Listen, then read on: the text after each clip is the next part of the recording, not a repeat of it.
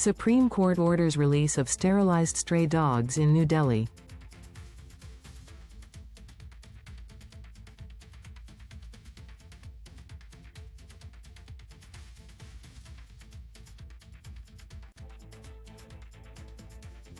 India's Supreme Court eases order, allowing sterilized stray dogs to be released back locally.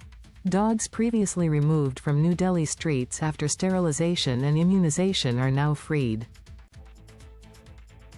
This decision follows a rise in dog bite cases, prompting earlier strict relocation measures.